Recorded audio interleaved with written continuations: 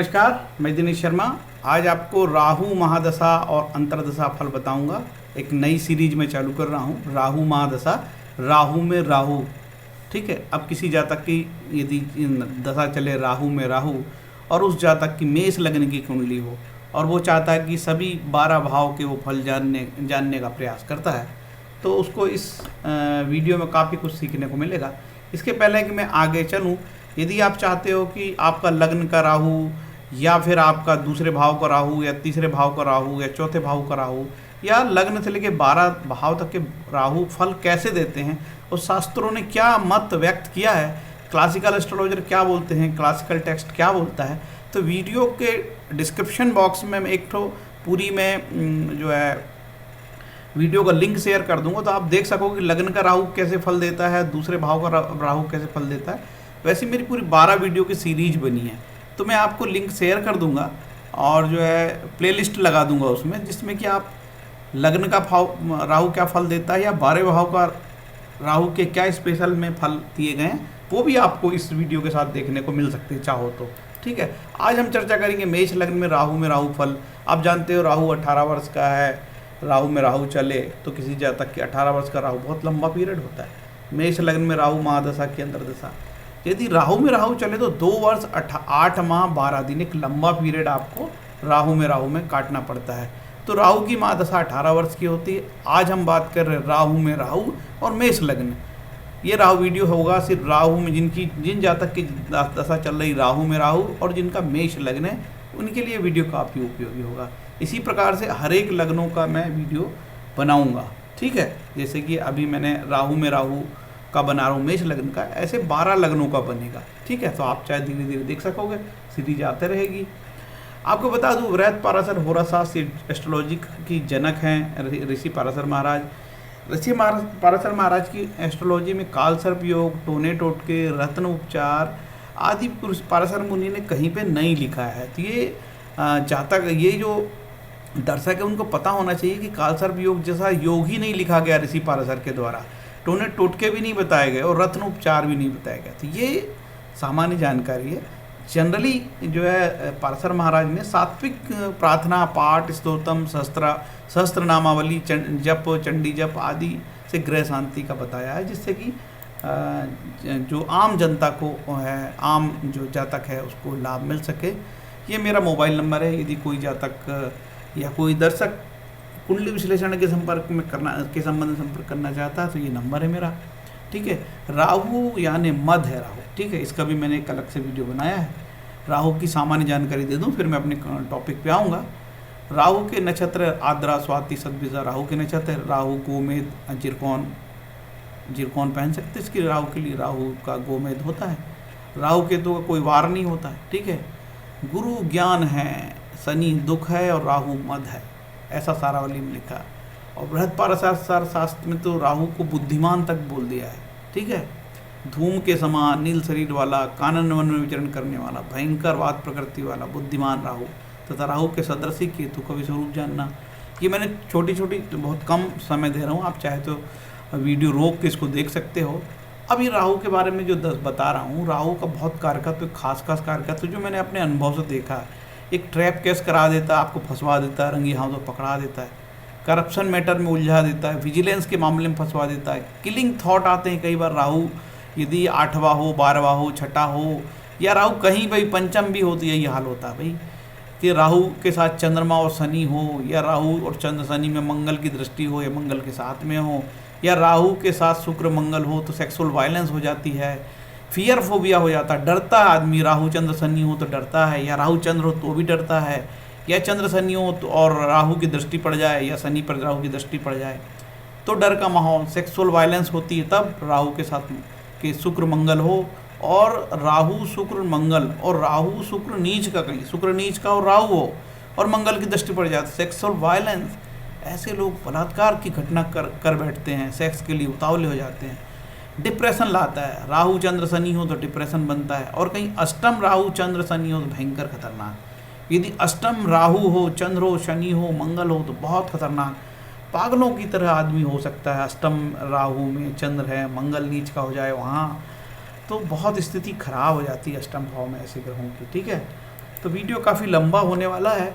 ये राहु की कारकत्व है। राहु फांसी लगाने का भी कारकत है, ट्रैप हो जाना, रंगे हाथों पकड़ा जाना, अचानक घटने वाली घटनाएं, अचानक व्यवसाय में बाधा, संकट, आर्थिक नुकसान।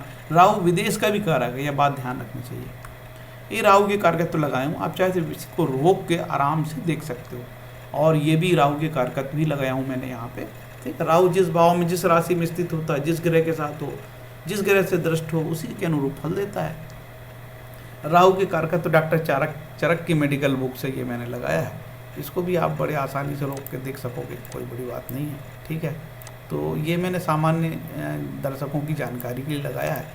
कुछ दर्शक काफ़ी इन्फॉर्मेटिव सूचनाएं चाहते हैं और उनके मन में बहुत सारे ख्याल आते हैं, उनके लिए मैंने ये सारी चीज़ें करी है, ठीक है।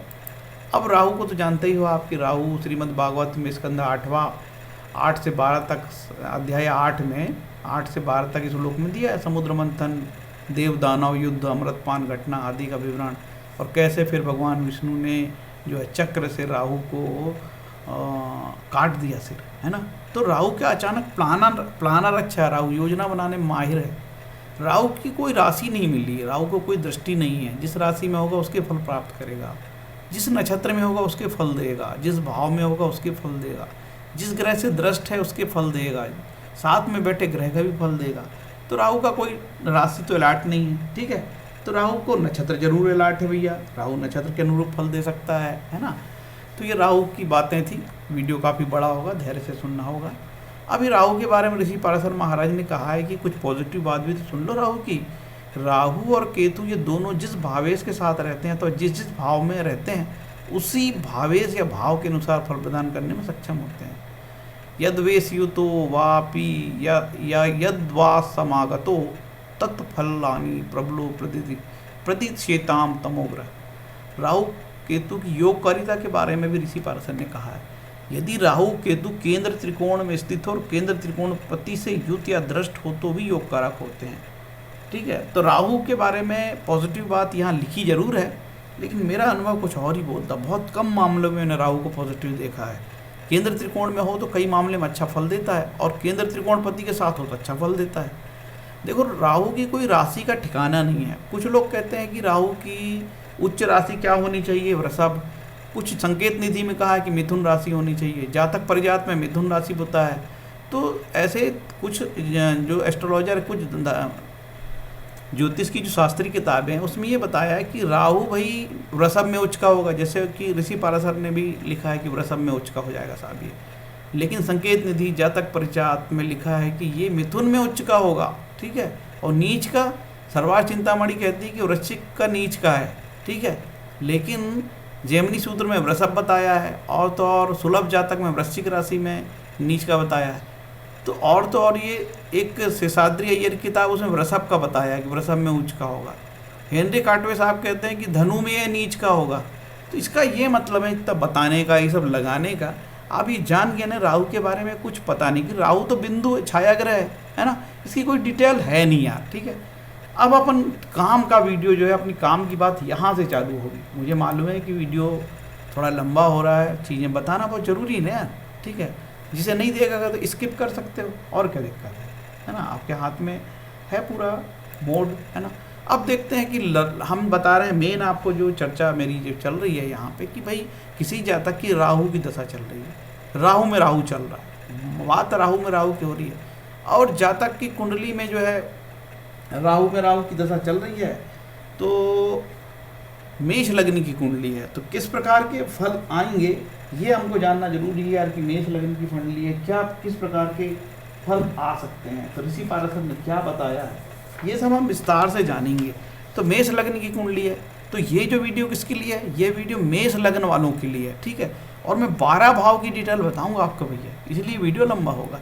जैसे मान के चलो कि आपका राहु यहाँ पे बैठा है, ठीक है, और आपकी लग्न मेष है, तो भैया यदि ये मंगल की राशि में बैठा है तो ये मंगल के फल देगा, ठीक है। ये भी देखना चाहिए अब मंगल कहाँ का है, मंगल 2 भाव का स्वामी है, या अष्टम का भी स्वामी है मंगल, है ना। तो राहु तो यहाँ के फल देगा, सबसे पहले तो लग्न के फल देगा सबसे पहले, फिर अष्टम भाव के फल देगा। अब ये राहु के साथ कौन बैठा है, इसके भी ये भी तो देखा जाएगा, ठीक है। अब ये भी देखा जाएगा कि मंगल कहाँ है भाई, राहु मंगल के फल देने वाला है, ये राहु महाराज मंगल के फल देने वाले, तो मंगल कहाँ बैठा है? अब ये मैं मंगल को लेकर आया, मुझे नहीं पता आपका मंगल कहाँ बैठा है। ये मंगल कहीं पे भी बैठा हो सकता है आपका, ठीक है, ये मंगल कहीं पे भी हो सकता है। राहु के साथ ये मंगल नीच का बहुत खराब फल देगा, ठीक है। हो सकता है उच्च के हो तो अच्छे फल देगा, हो सकता है 8वें भाव में तो बहुत अच्छा फल नहीं देगा, 6ठे भाव में तो बहुत अच्छे फल नहीं देगा, और यहाँ होगा तो बहुत अच्छे फल नहीं देगा। तो ये मंगल का मैंने बताया, ठीक है। तो कुल मिला के ये लग्न का मैंने बताया है कि लग्न का राहु ऐसे फल देगा। अब लेकिन जनरल एक सिद्धांत है, ऋषि पाराशर महाराज कहते हैं कि यदि राहु केंद्र में त्रिकोण में होगा तो अच्छे फल देगा। जनरली वो बोलते हैं पाराशर महाराज कि यदि मिथुन राशि में होगा, कन्या राशि में होगा, कर्क वृश्चिक कन्या और धनु राशि में होगा तो अच्छे फल देगा। और उन्होंने ये भी कहा है कि 3, 6, 10, 11 में अच्छे फल देगा, ठीक है। जनरल एक है कि राहु यदि तीसरे भाव में होगा तो अच्छे फल देगा, तीसरा भाव, ये 6ठे भाव में अच्छा फल देगा, ठीक है। और तो और बताया कि 10वें में अच्छा फल देगा और 11वें में अच्छा फल देगा। मतलब मैंने क्या चीज़ बताई आपको, राहु यदि आपका तीसरे भाव में होगा तो अच्छे फल देगा, 6ठे भाव में अच्छे फल देगा, और तो और 10वें भाव में और 11वें भाव में अच्छे फल देगा, ठीक है। तो आपको मेरी चीज़ समझ में आ रही होगी, मैंने आपको एक पीपीटी बना के बताया है और बहुत ही अच्छे से बताया है कि बहुत मैं प्लानेट को मूव करा सकूं, आपको दिखा सकूं, ठीक है। अब इन्होंने ये कहा है कि इन स्थानों में यदि राहु होगा तो बहुत अच्छा फल देगा। क्या फल देगा ये भी तो देख लें। बताया कि साहब शुभ स्थान में हो तो राज्य लाभ होगा, उत्साह, राजा से प्रेम, स्त्री पुत्र, इसका मतलब राहु शादी भी करा सकता है और पुत्र प्राप्ति भी करा सकता है, सुख संपत्ति की वृद्धि करेगा। ये जान गए कि राहु स्त्री लाभ भी करा सकता है, इस राहु में विवाह भी हो सकता है और पुत्र भी प्राप्ति हो सकती है। और यदि राहु, यदि मान के चलो आपका लग्न का ये राहु, यदि मैंने तो बता दिया आपको कि तीसरा भाव, 6ठा भाव और 10वां और 11वां भाव में शुभ देगा। मैंने पहले बैक में कहा था कि 6ठे में फल अच्छे नहीं देता। एक जनरल रूल है कि 6ठे और 8वें भाव में फल नहीं देता है, 6ठे 8वें भाव में।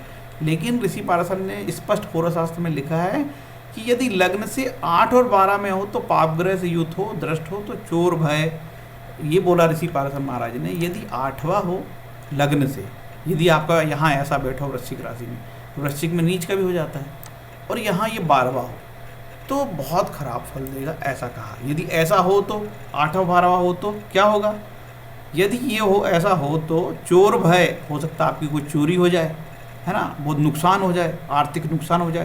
देखो चोरी से मतलब आजकल आर्थिक नुकसान से है। व्रण मतलब कोई घाव हो जाए, कोई कष्ट हो, हॉस्पिटल में एडमिट हो जाओ। आपको यहाँ पे है तो लड़ाई झगड़ा कोर्ट कचहरी कुछ भी हो सकता है भैया, ठीक है। 12वां भाव भी लड़ाई झगड़ा कोर्ट कचहरी, 8वां भाव भी लड़ाई झगड़ा कोर्ट कचहरी, बदनामी, षड्यंत्र हो सकते हैं। राहु है तो षड्यंत्र कराता है, आपको ट्रैप करा सकता है, फंसवा सकता है, आरोप प्रत्यारोप अपमान सब कराता है। अब इसने बोला है कि राज्य अधिकारी से द्वेष मतलब पुलिस केस हो सकता है, राजदंड हो सकता है, आपको आपके यहाँ विजिलेंस का छापा पड़ सकता है, कमर्शियल टैक्स का छापा पड़ सकता है, और ईडी आदि का छापा पड़ सकता है। टैक्स की चोरी में फंस सकते हो आप, ठीक है। इष्ट बंधुओं का नाश मतलब इष्ट बंधुओं का जो आपके शुभचिंतक है उनका भी नुकसान होगा, आपके भाइयों का भी नुकसान हो सकता है, स्त्री और पुत्र को भी कष्ट हो सकता है, आपकी पत्नी की हेल्थ का प्रॉब्लम हो जाए, पुत्र को कष्ट हो जाए, और यदि दूसरे साथ में हो तो रोग कष्ट होता है। देखिए मैंने इस कुंडली में आपको ये मैंने बोला है कि राहु आपका, मैं नहीं जानता कहाँ है राहु, अब आपका राहु कहीं पे भी हो सकता है यार, ठीक है, उसी अनुरूप फल देगा वो तो। अब यदि राहु आपका मेष लग्न में, यदि राहु यहाँ बैठा हो, ये मारक स्थान है, ये देखिए ये सर्कल बना है, ये लाल सर्कल क्यों बना है जानते हो, क्योंकि ये मारक स्थान है। मारक स्थान में अब मारक का मतलब ये थोड़ी होता है कि यार मार ही डालेगा आपको, वो तो तब आपको मारने का मतलब होता है, मारक स्थान में मृत्युतुल्य कष्ट होता है। और ये मारक तब होता है राहु जब आपकी मौत होने वाली हो। तो भैया सब जानते हैं भारत में जीवन प्रत्याशा कितनी है, हर एक आदमी भारत में कम से कम 60 साल 65 साल 70 साल जीता है। तो जब मारक होगा तब मारक होगा। तो उन्होंने ये बोला कि यदि राहु दूसरे और 7वें भान होगा तो रोग और कष्ट देगा। ये नहीं बोला पाराशर महाराज ने मरी जाओगे, कि कई एस्ट्रोलॉजर मारक के नाम पे भयंकर डरा देते हैं जातक को, मारक की दशा लगी है तो राहु तो मारक स्थान पे है, तो बेचारा डर जाता है। डरने की जरूरत नहीं। ये दूसरे और 7 में हो तो रोग और कष्ट देगा, यदि दूसरे में होगा तो रोग और कष्ट देगा। अब ये भी सोचना चाहिए कि जब दूसरे में यहाँ बैठ गया है ये, तो ये शुक्र के फल देगा, ठीक है। आपके शुक्र को भी देखना चाहिए भाई, राहु शुक्र की राशि में बैठा, शुक्र के फल देगा। यदि शुक्र आपका नीच का हो, मान के चलो यहाँ नीच का हो गया और फल देगा। यदि सूर्य यहाँ हो तो उच्च का हो जाएगा। यदि बार शुक्र आपका यहाँ हो जाएगा तो उच्च के फल दे देगा भैया। यहाँ होगा तो खराब फल देगा, यहाँ नीच का हो जाएगा। और यदि राहु केंद्र में हो, शुक्र केंद्र में हो यहाँ, तो अच्छे फल देगा। और शुक्र यदि आपका ये त्रिकोण में हो तो भी अच्छे फल देगा, और यहाँ हो तो भी अच्छे फल देगा, है ना। तो बिना कुंडली देखे बताया नहीं जा सकता है। अब यहाँ शुक्र हो तो भी, जो शुक्र हो यहाँ राहु तो भी शुक्र के फल देगा। तो इस तरीके से मैंने बताया है। अब ये भी देखा जाएगा कि ये राहु के साथ राहु कहाँ कहाँ बैठा है। यदि राहु यहाँ बैठा है आपका छठे भाव में, ठीक है, तो बुध के फल देगा। आपका बुध कैसी स्थिति में है और क्या फल देगा, आपको छठे भाव के फल देगा और तो तीसरे भाव के फल देगा। यदि राहु आपका पंचम भाव में बैठा है तो भैया सूर्य के फल देगा। तब आपको ये देखना पड़ेगा कि आपका सूर्य कहाँ बैठा है। यदि सूर्य आपका 8वां है, छठा है, 12वां है और ये 7 यहाँ पे है सूर्य और यहाँ पे सूर्य, तो भी आपको अच्छे फल नहीं आएंगे। अब देखते हैं कि राहु आपका चौथे भाव में है, वो तो चंद्रमा का फल देगा भैया। तब चंद्रमा को खोजो। चंद्रमा यदि यहाँ पे नीच का है तो बहुत खराब फल आएगा, और छठे में है तो बहुत खराब फल आएगा, और ये 12वें में है तो बहुत खराब फल आएगा। और यदि चंद्रमा कहीं यहाँ पे है, चारों केंद्र भाव में है, और यदि केंद्र में है, पंचम भाव में है और यहाँ पे त्रिकोण में है, तो अच्छे फल आएंगे, ऐसा जानना। अब चलते हैं, राहु महाराज को हमने सब जगह बिठा दिया। अब चलते हैं राहु महाराज यदि 8वां हो तो राहु 8वां में नीच का कहलाता है, तो मंगल के फल देगा भैया, मंगल की राशि में। अब देखो मंगल कहाँ है। मंगल यदि छठे भाव में है, 8वें भाव में है, ठीक है, और यदि मंगल 12वें भाव में है तो खराब फल देगा, ठीक है। और यदि मंगल यहाँ नीच का हो गया तो और खराब फल देगा, और यदि मंगल यहाँ हो गया तो उच्च के फल देगा, और मंगल यहाँ हो गया तो अच्छे फल देगा। और मंगल चूंकि यहाँ पे अपनी राशि का कहलाता है तो यहाँ पे भी सम रिजल्ट देगा, बहुत खराब रिजल्ट नहीं देगा, ऐसा आपको जानना चाहिए। अब चलते हैं, आपका राहु यदि धनु राशि में आ गया हो तो, और आपकी मेष लग्न चल रही है और आपकी जो है राहु में राहु चल रहा है, कैसे फल देगा राहु आपको, मेष लग्न वालों को? ये देखेंगे हम यहाँ पे कि धनु राशि का ग्रह कहाँ बैठा है, गुरु। आपको क्या फल देगा, ये आपको देगा 9वें स्थान के फल, और वो देगा आपको 9वें और ये 12वें के फल देगा भैया, ठीक है।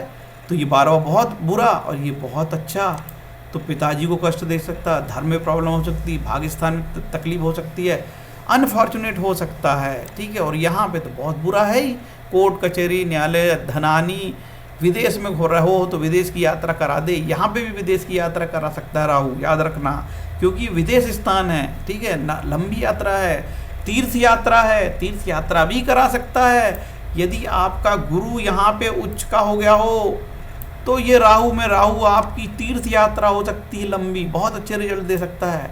और यदि गुरु महाराज यहाँ नीच का हो गया हो, ठीक है, तो आपको बहुत खराब फल आएंगे, ठीक है। और यदि यहाँ पे बैठा हो तो उतने बैलेंस सम आएंगे, यहाँ पे भी सम आएंगे। यदि गुरु आपका यहाँ छठा बैठा है, 8वां बैठा है और ये 12वां बैठा है तो अच्छे रिजल्ट नहीं आएंगे। राहु किसके फल देगा, राहु आपको धनु राशि का जो का भावेश है, गुरु के अनुरूप फल देने लगेगा। और ये भी जानना कि राहु किस नक्षत्र में है, राहु के साथ कौन कौन से ग्रह बैठे हैं। राहु के साथ यदि मंगल बैठ जाए, ठीक है, यदि शनि बैठ जाए तो पूरे के पूरे मेरे बताए फलित परिवर्तित हो सकते हैं। इसीलिए कहा जाता है कि बिना कुंडली देखे नहीं बताते। ये तो आपको समझाने के लिए मैंने बताया। देखिए, मैंने ये केंद्र स्थान जिसको शुभ माना जाता है, ये केंद्र स्थान, ये पीला पीला है, ये केंद्र स्थान शुभ है। और ये जो छठा, ये जो 2 लाल रिंग डले हैं, ये मारक स्थान कहलाते हैं। और ये छठा, 8वां, ये 12वां, ये बुरे स्थान कहलाते हैं। तो ये इस प्रकार से मैंने राहु का फल आपको बताया है, काफ़ी डिटेल बताया है। और मुझे लगता नहीं है कि YouTube के इतिहास में किसी ने कोई ऐसा वीडियो बना के आपको समझाने का प्रयास किया होगा। और मैंने आपकी ये जो तालिका लगाया है, ये तालिका से आप देखना कि यार राहु का तो कोई माई बाप ही नहीं है। संकेत निधि में कुछ कहता है कहीं उच्च का होगा, कहीं नीच का होगा, तो राहु के बारे में कोई दावेदारी नहीं कर सकते यार। राहु के बारे में हम कोई निश्चित नहीं कह सकते कि क्या फल देगा। इसलिए जनरली राहु अचानक फल देता है और खराब फल देता है। और राहु के बारे में कोई अच्छी बात है तो ये जो स्लाइड है इसमें राहु के बारे में लिखा है कि राहु केंद्र में होगा, त्रिकोण में होगा तो बहुत अच्छे फल देगा, ठीक है। और राहु जिस भावेश और भाव के साथ बैठा उसके फल देगा।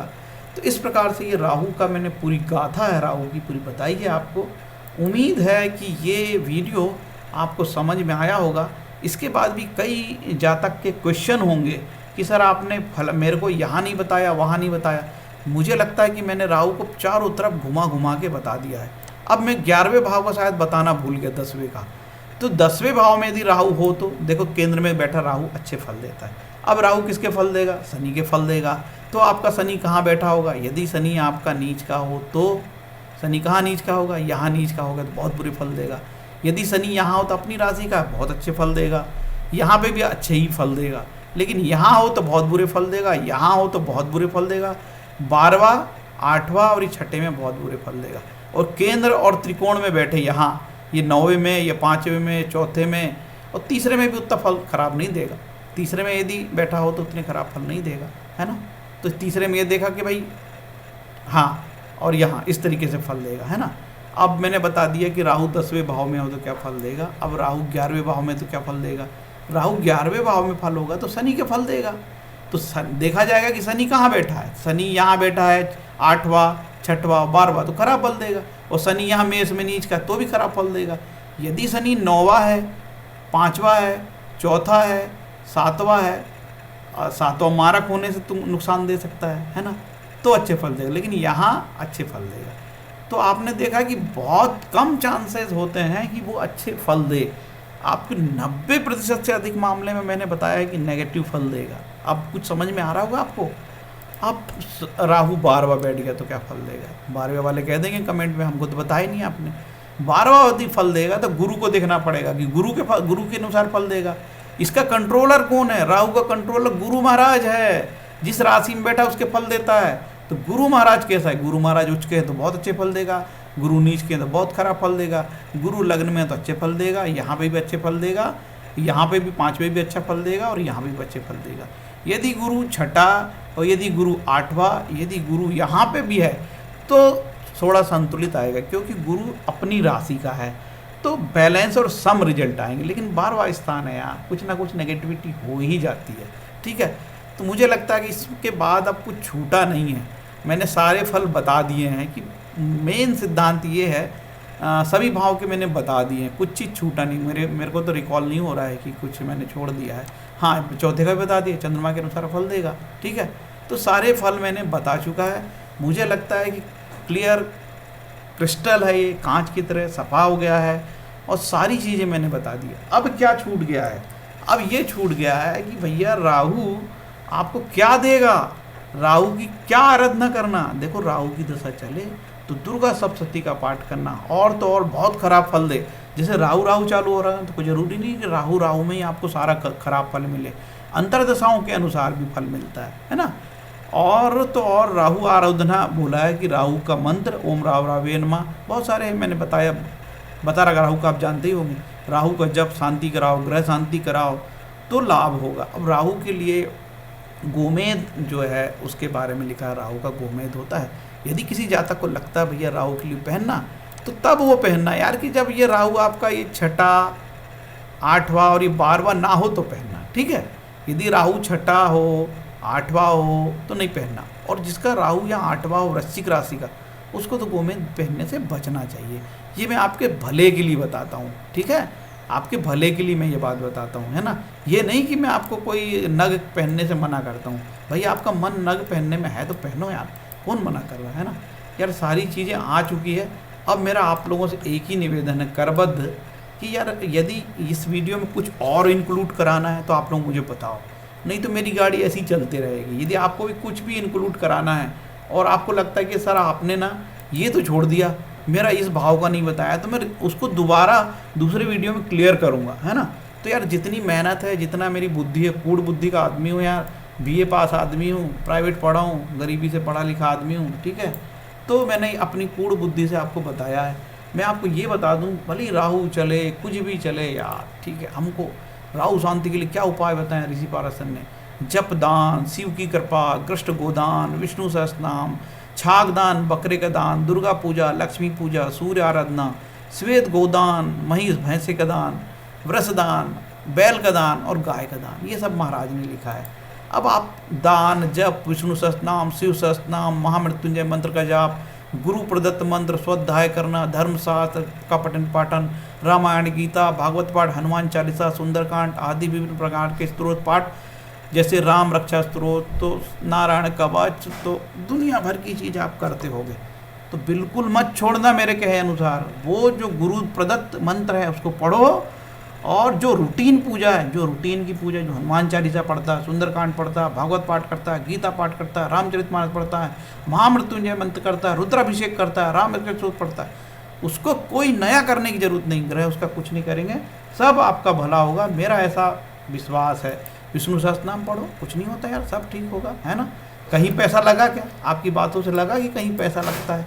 सतचंडी पाठ, माँ दुर्गा का 100 बार पाठ आप खुद करो ना यार, किसने रोका?